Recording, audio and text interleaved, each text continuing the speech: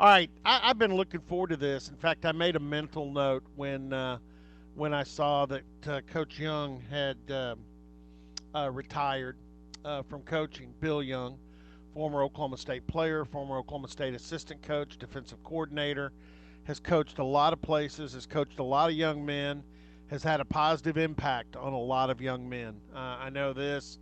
Um, he wasn't necessarily my son's coach over here, uh, but Zach always really respected, watched Bill Young, and he'll tell you some of the things that he does. And he was a defensive coordinator at NEO before becoming the head coach.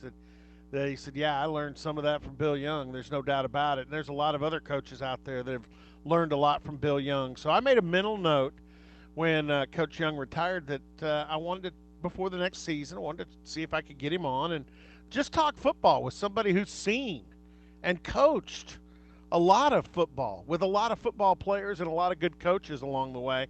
And we're going to get to do that right now with Bill Young. Coach, how are you? I hope everything's going well for you and your lovely wife, and that you're about to have a fun football season where it won't be gut wrenching. No doubt about it. The toughest thing for me, I don't know, a lot of different coaches approach things differently, but boy, it ate me up on Friday night. I was laid there and tossed and turned and played the game, and then Saturday, win or lose, I did the same thing. So it'll be a little easier on the weekend. I can sit back and watch everybody else sweat bullets. And you know what? You deserve that pleasure. But here's the thing: you're one of those guys that I know. Uh, you'll get involved in some other things, but on a football Saturday, I can't see you straying very far from the television and watching the game. I mean, it's been such a part of your life. Um, so I just hope you enjoy it. Oh, I'm going to. I tell you, my wife and I, we'll tailgate. We'll do all the things that you miss when you're coaching. So it'll be a lot of fun. Well, and I hope two schools that you've very much helped throughout your career, one being your alma mater. Now it's golly, for television, it's a 2:30 kick at Chapman Stadium on September 14th. But I hope we'll see you over there when the Cowboys go over to visit the Golden Hurricane. Yeah, I plan on going. It should be a heck of a football game. It's really a big deal for University of Tulsa to get OSU here in town. So, I think that's really great for their program, and I think it helps Oklahoma State too. There's tons of fans here in Tulsa. Well, and the Cowboys and the Golden Hurricane have now got to a point where they've put together a fairly long-term home and home deal. Hey, before we get on to other stuff, let's talk about your last coaching stop. You were defensive coordinator, University of Tulsa. I've talked to several people over there in their scrimmages during fall camp. Defense has been pretty dominant. Defense has been really good, and I said this earlier today when I mentioned you were going to come on. A lot of coaches believe when you leave, no matter what the circumstances are, when you leave a stop, that you hope you left the place and your side of the ball, or if you're the head coach, the whole thing, better than you found it. And that's something I've had Tulsa people tell me. Bill Young may be retiring, but these are still his schemes. These are players he got involved, and he left Tulsa a good defense. And that has to make you feel kind of good, doesn't it? Well, no doubt. I mean, I really think that Tulsa is primed to have a heck of a season.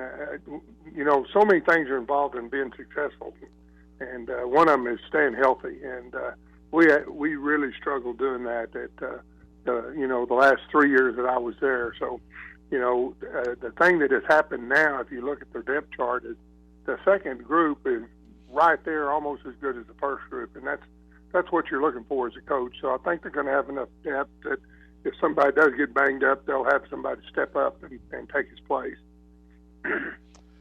Yeah, let's go back. You started at Oklahoma State as a player. After you played, when you got into coaching, I know you coached at U.S. Grant, and you were at PC West too, weren't you? Yeah, I never coached at Grant. I did my practice teaching there. That's where I went to high school. But I started out at Carl Albert and then went over to PC Right. West for about 6 years, and that's where I went to Oklahoma State. And that was your first college coaching stop, and the you went to a lot of different schools. You coached. You're one of the few people. I told Chris Thurman when he came in as an analyst here. I said, Chris, you just joined a select club, the club of coaches, and it's small. Larry Coker's part of it. Denver Johnson's part of it, and of course you're part of it, that have coached at all three Division I schools here in the state of Oklahoma, Oklahoma State, Oklahoma, and Tulsa. That's a pretty cool club to be in, and it It probably really causes is. for some interesting stories. Well, it is, and there are a lot of great stories, but it's three really good college football programs, and Oklahoma football, high school wise, is fantastic, and their feeder programs right in there to the three major schools. So it's a heck of a deal. I wanted to get into this some, and let's just go back to your time as a player at Oklahoma State, and just how many things have changed about the game, about being a college football player, about the way college football players are treated.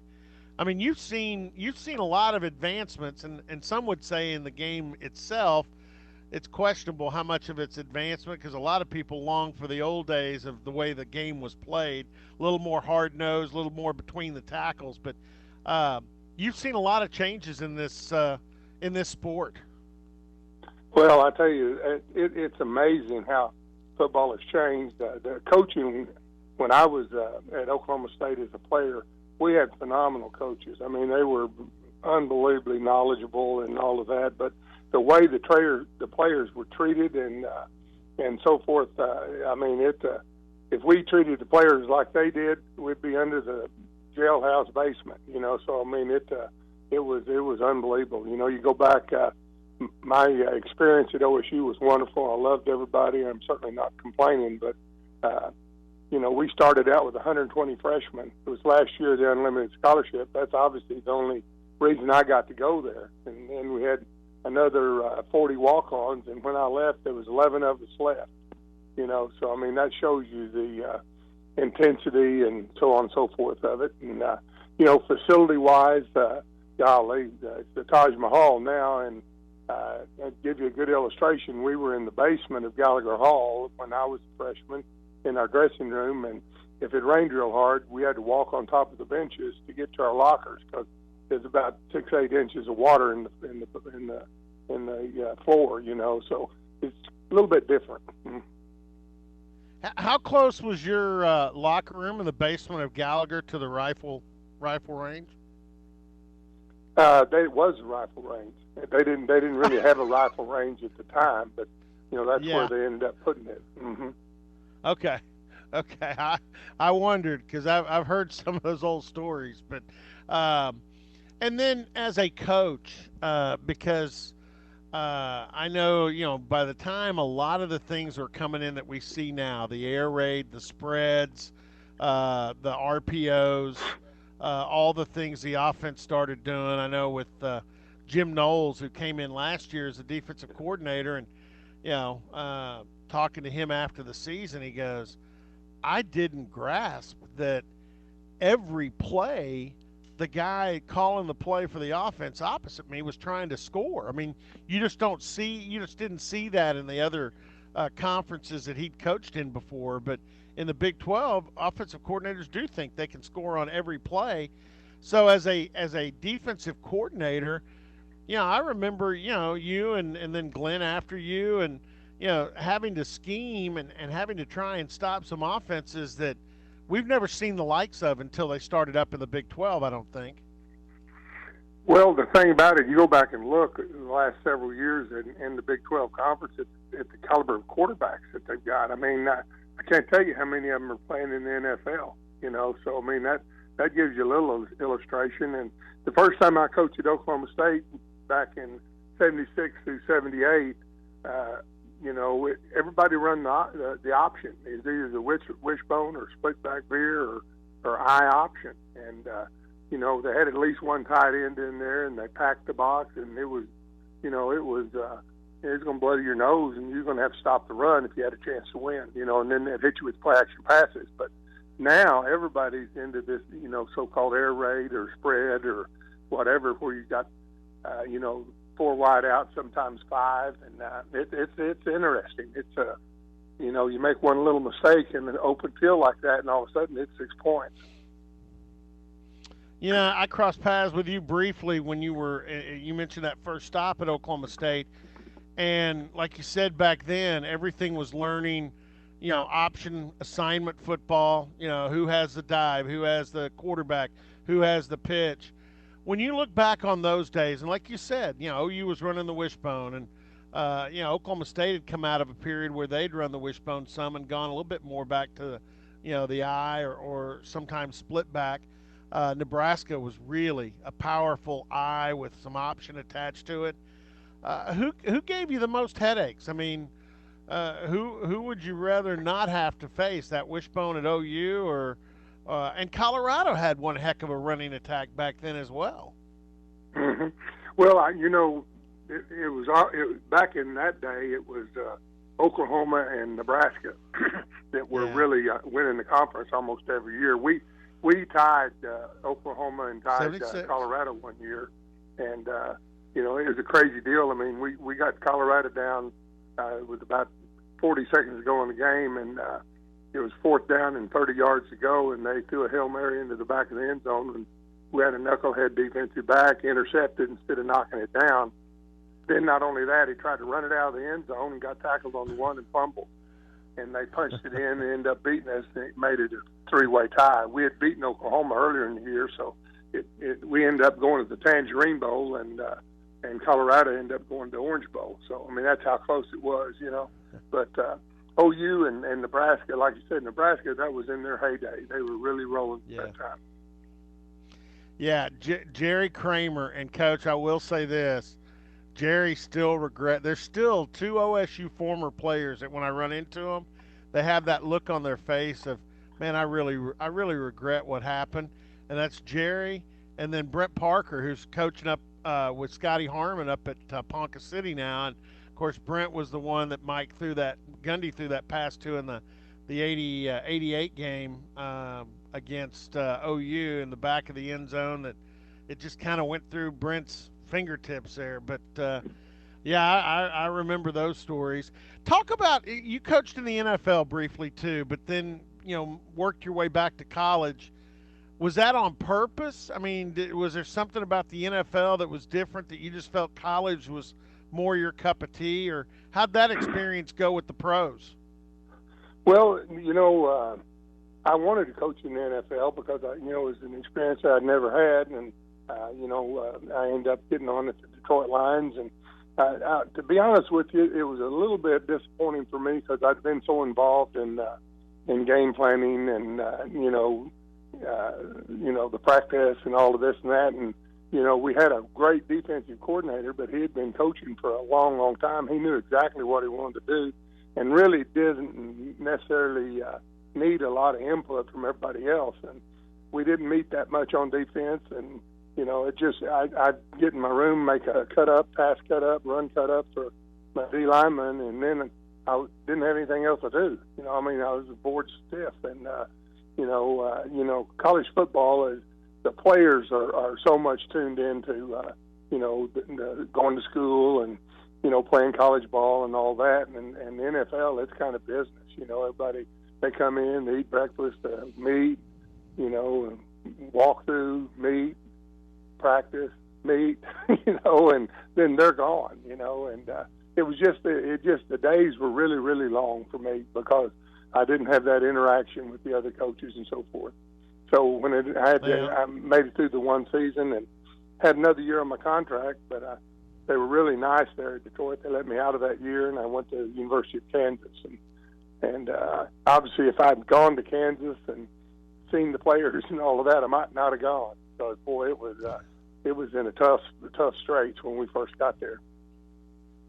No, but that was another place, and that's kind of a theme that it seems to be with you, that you came in on a lot of places when things weren't so good, and by the time you left, things had gotten a whole lot better, and Kansas was one of those, and and I know it. I was going to ask you this question, and I guess I'll ask it. Of all the seasons you went through, can you pick out one or two that were most rewarding, or is that really hard to do? Well, it's really hard. I mean, you've got. I was very fortunate to have been in some really great places and had some great football teams. And you win 12 games or 11 games. I mean, it's hard to complain much about that. But the run we had at Kansas was obviously probably the most gratifying one. Winning 12 ball games and beating Virginia Tech in the Orange Bowl, that was really special, especially since when we got to Kansas, we played Kansas State, and I mean at halftime it's like 49-0, and the head coach there, I mean, after the game, I wanted to run over and hug his neck because the whole fourth quarter he ran the fullback belly. I mean, they could have scored 100 points on us, but they showed a lot of class and just beat us up and let us go. But we were really a bad football team that first year. And the reason I went ahead and let you answer that and is because I have, and it's not my story, it's Bill Young's story, but I have my favorite Bill Young year, and it's one of my favorite years, and probably will always go down as one of my favorite years of all time, and that was that 2011 season. And I know when you look at some of the defensive numbers, they weren't awesome, but the number that was tremendously awesome with that defense was the turnover ratio and the takeaways that the defense that year had that gave Whedon and Blackman and Randall and all those guys so many more opportunities to put points on the board. I remember the defensive effort. I'll always remember the plays in Bedlam that year because that was a great defensive night for the Cowboys in Boone Pickens Stadium to clinch the Big 12 title. So I always like to say, I bet Bill Young's favorite year was 2011. It may not be your favorite, but it was a damn good one. I guarantee you it was. It was right there with the Kansas year. That's what I was saying. It's difficult to say which one's the best. We had a season at Ohio State where we were awfully good, and we won the Rose Bowl when I was at Arizona State with a great football team. So I was just very, very fortunate to been involved with a bunch of really good teams and great football players. Well, that was a tremendous, and you had some characters. I mean, when you got guys, like Jamie Blatnick and Rashedi Jones, you had some characters on that defense, which was fun. No doubt about it. You go Chestnut. I mean, we just had a bunch of guys that were really, really good people, and a lot of fun to be around. Jamie Blacknick. I mean, he. What a good football player he was. Yeah, no doubt. Well, hey, we could do this a lot longer. Like you said, we could get into the Ohio State years, Arizona State. I love the fact you brought up Kansas. And again, I think I could probably speak for like I did there for Zach Allen and certainly all the guys that played directly for you, either on defense or in your position group. But that's one of the coolest things is at the end of the day, Bill Young knows he's had a big influence on a lot of young men and help make them better people, and they see what kind of relationship you have as a husband and then as a professional, and so yeah, I know this. You've impacted a lot of people, which is that's the big deal. But won a lot of football games along the way. And Coach, I just wish you the very best. I look forward to hopefully bumping into you over in Tulsa sometime. But again, congratulations on a great career. Thanks for sharing some football with us, and enjoy this season, not having to have headaches and gut aches. Well, thanks a lot. You're way too nice. And, the players you were talking about, I guarantee you it was a two-way street. They were wonderful for me, and it was just a lot of fun. I mean, looking back on it, I couldn't have asked for it to have been any better. Just would have liked to have won a few more ball games. You always want to win a few more, Coach. Hey, I appreciate it, and again, enjoy yourself, and thanks for the time. Okay, take care, Robert.